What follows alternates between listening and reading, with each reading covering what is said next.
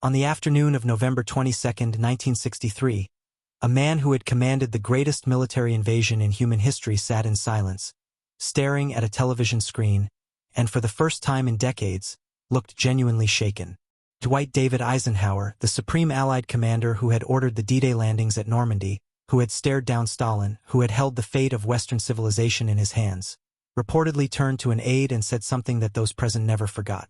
What did the most powerful general-turned-president in American history truly feel when he learned that his young successor had been shot dead in the streets of Dallas, Texas? The answer reaches far deeper than grief. It touches on power, rivalry, warning, and a haunting sense of prophecy fulfilled in the most terrible way imaginable. Because Eisenhower had warned America about something, and the nation had not listened. And now, on a sunny Friday in November, that warning had returned in the form of a bullet. If this kind of story moves you, the kind that hides beneath the surface of official history and reveals the human truth behind the headlines, then subscribe to this channel right now, like this video, share it with someone who loves real history, and drop a comment below telling us something you didn't know about this period. Your support keeps these stories alive. Dwight Eisenhower was 73 years old on November 22, 1963, living in quiet retirement at his farm in Gettysburg, Pennsylvania. A deeply symbolic place for a man who had spent his life navigating the aftermath of American conflicts. He had left the White House on January 20, 1961, handing power to a man 30 years his junior, John Fitzgerald Kennedy, the young senator from Massachusetts who had defeated Richard Nixon in one of the closest and most contentious presidential elections in American history. The transition of power between these two men had been notoriously cold. Eisenhower, a man of discipline, order, and institutional loyalty, found Kennedy's style impulsive, his team inexperienced, and his decisions dangerously influenced by a kind of youthful overconfidence that made career soldiers nervous. Kennedy, for his part, had campaigned partly by criticizing what he called the sluggishness of the Eisenhower years, accusing him of allowing a dangerous missile gap with the Soviet Union, a claim that intelligence later proved to be largely fabricated, but which had stung the old general deeply. The relationship between these two men was a study in generational and philosophical contrast. Eisenhower was a product of West Point, of two world wars, of the grinding, methodical culture of the United States Army. Kennedy was a product of Harvard, of PT 109, of profiles and courage, of the glamorous new world of television politics where charisma could substitute for experience. Their first and only serious face-to-face briefing took place in January 1961, when Eisenhower walked Kennedy through the most dangerous active operations facing the United States government, including a covert plan already in motion to train Cuban exiles for an amphibious invasion of Cuba and overthrow Fidel Castro. Eisenhower had set the operation in motion. Kennedy, it was understood, would execute it. But what Eisenhower had designed as a decisive, well-resourced operation was eventually transformed by Kennedy's team into something smaller, more hesitant, and ultimately catastrophic. On April 17, 1961, less than 90 days into Kennedy's presidency, the Bay of Pigs invasion collapsed in humiliating failure, with over 1,100 Cuban exiles captured and the United States exposed as the architect of a covert regime change operation. Eisenhower was furious, privately but deeply furious. The aftermath of the Bay of Pigs defined much of the hidden tension between Eisenhower and Kennedy during those 1,000 days of the Kennedy presidency. Eisenhower requested and received a personal meeting with Kennedy on April 22, 1961, at Camp David, the same retreat that Eisenhower himself had renamed in honor of his grandson. According to historical accounts, Eisenhower interrogated Kennedy with the controlled precision of a general debriefing a failed officer, asking bluntly why air support had been canceled, why the plan had been altered, and why the operation had proceeded at all if it was not going to be executed with full commitment. Kennedy, to his credit, did not make excuses. He reportedly said, "I made a bad decision." Eisenhower's response was cold, almost clinical. "Mr. President, how could you expect the world to believe we had nothing to do with it? At the same time we couldn't make it succeed?" It was not grief in Eisenhower's voice that day. It was the particular disappointment of a man who had spent a lifetime understanding that half measures in critical operations did not produce half failures. They produced catastrophes. But the story between these two men was never only about Cuba. It was about something much larger, a vision of what America was, what it was becoming, and what dangers lurked not only across the Iron Curtain but within the very machinery of American power itself. On January 17, 1961, just 3 days before he handed the presidency to Kennedy, Eisenhower delivered what became one of the most remarkable farewell addresses in the history of American democracy. Standing before the nation in a nationally televised broadcast, the old general warned his countrymen about what he called the military-industrial complex, a phrase he had actually considered making even stronger, originally drafting it as the military-industrial congressional complex before advisors persuaded him to soften it. He warned that the conjunction of an immense military establishment and a large arms industry was new in American experience, and he urged citizens to guard against its potentially dangerous influence on government policy. It was a stunning act of conscience from a man who had spent his entire life inside that very establishment, and it was a warning delivered directly to the man who was about to inherit its full power. Kennedy heard that warning. Whether he truly heeded it is a question that historians still debate with extraordinary passion. In the early months of his presidency, Kennedy was pulled in multiple directions by forces far more powerful than any single man. The Joint Chiefs of Staff, the CIA, the defense contractors, the Cold War hawks who believed that the window for confronting Soviet expansion was narrow and closing. The Cuban Missile Crisis of October 1962 brought all of those tensions to a boiling point in 13 days that genuinely threatened to end human civilization.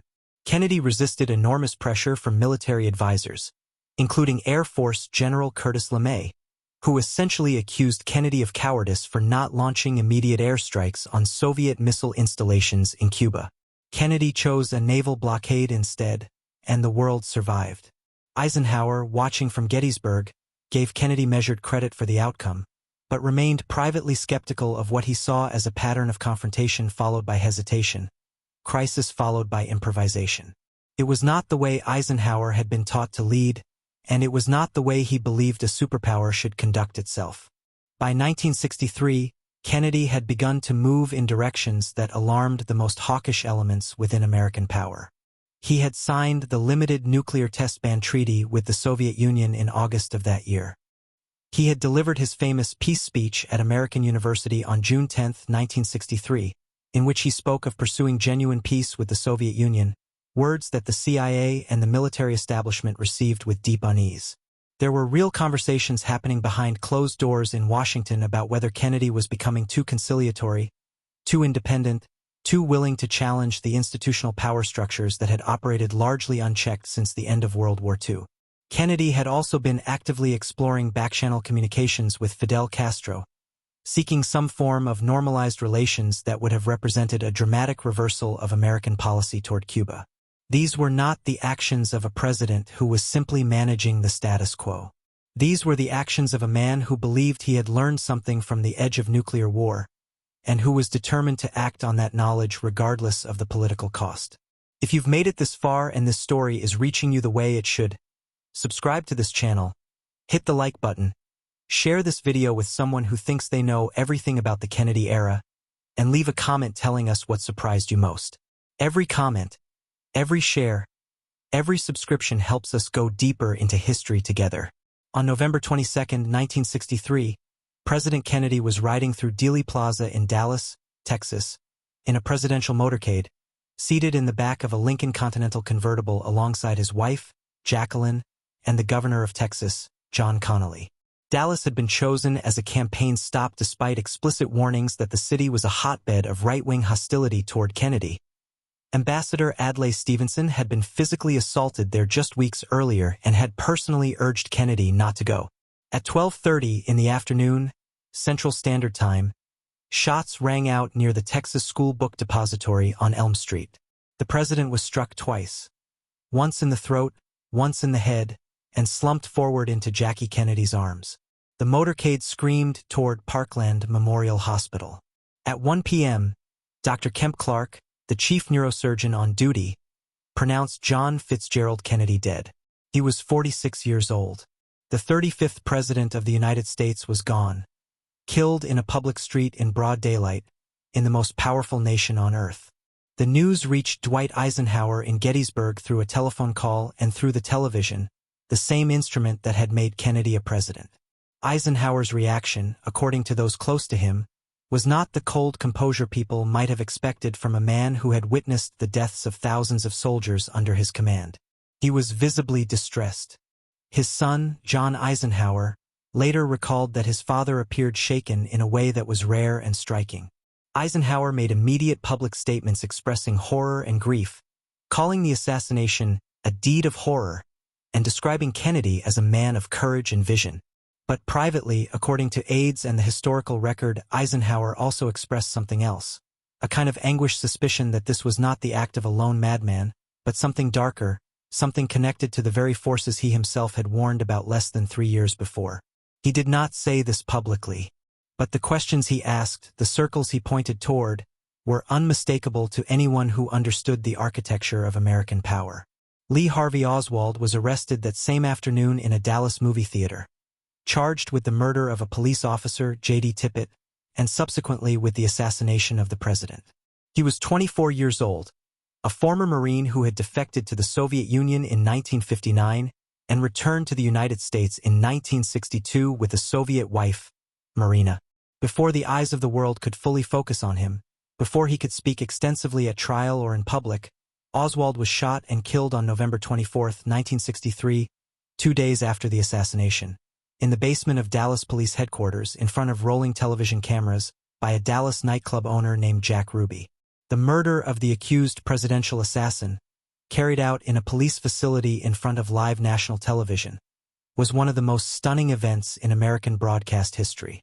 And for men like Eisenhower, men who understood the machinery of intelligence operations, who knew what loose ends meant in the vocabulary of covert action, it sent a chill that no official explanation could fully warm. Lyndon Baines Johnson, sworn in as president aboard Air Force One on November 22, 1963, with Jackie Kennedy standing beside him still wearing her blood-soaked pink suit, moved quickly to establish what would become known as the Warren Commission, a panel of 7 men, chaired by Chief Justice Earl Warren, tasked with investigating the assassination. Eisenhower cooperated with the process publicly and without drama. He was a man who had spent his career operating within institutional frameworks, and he understood the necessity of presenting a stable face to the nation and to the world. The Soviet Union was watching. America's allies were watching. The Cold War did not pause for grief. But within his private correspondence, within the conversations that aides and historians have since painstakingly reconstructed, Eisenhower's doubts about the official narrative were clear.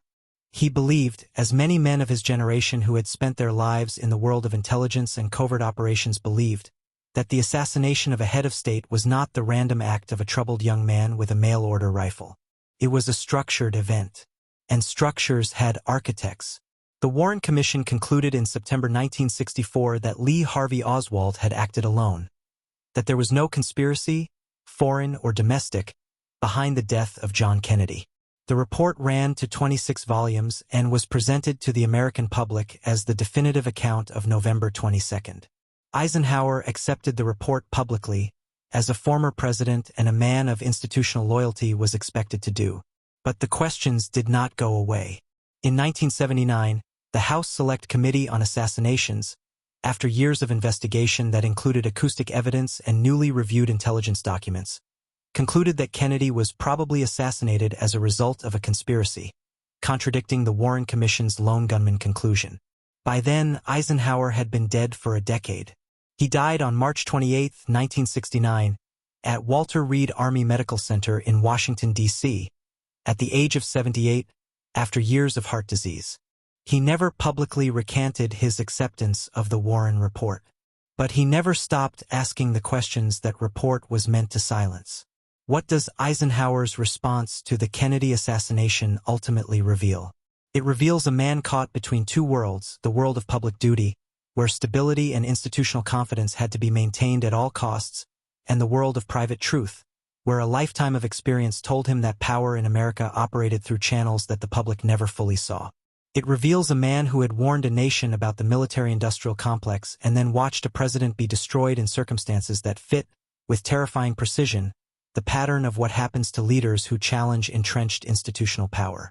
It reveals the particular agony of a former president, a man who had held the levers of American power for 8 years, who knew where the bodies were buried figuratively, who had authorized covert operations on every continent, watching events unfold on a television screen and understanding, with the cold clarity of experience, that he was not being told everything. Perhaps no one ever is. The relationship between Eisenhower and Kennedy, rivalry, mutual respect, institutional tension, and shared burden, is one of the great unexamined dramas of 20th century American history. These were two men who had both served in World War II, both loved their country with total sincerity, and both understood, in different ways, that the America they were trying to protect was more complicated and more dangerous than the America they presented to the world.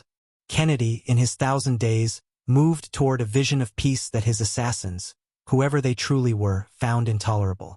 Eisenhower, in his 8 years, built the architecture of Cold War America and then warned, on his way out, that the architecture might eventually consume the Republic. Both men were right. Both men paid prices. One paid with his reputation, watching his warnings go unheeded. The other paid with his life, in a convertible on Elm Street, on a beautiful November afternoon in Dallas, Texas. History does not always give us the answers we want. It gives us the questions we need. The question of what Eisenhower truly felt, truly believed, truly knew about the forces that killed John Kennedy on November 22, 1963, remains open. Not because the records are entirely absent, but because the full truth of American power in that era has never been fully declassified, never been fully reckoned with, and never been fully told. What we know is this: a great general sat in his farmhouse in Gettysburg and watched the world change on a television screen, and somewhere beneath the grief and the official statements and the institutional loyalty, Dwight David Eisenhower understood something that most Americans were not yet ready to understand. The story of that afternoon, and everything it set in motion, is still unfolding. And now that you've heard it, you owe it to history to keep the conversation going. Subscribe to this channel, like this video, share it with someone who deserves to know the truth behind the headlines, and leave a comment below telling us what you discovered today that you didn't know before. History belongs to those who refuse to stop asking questions.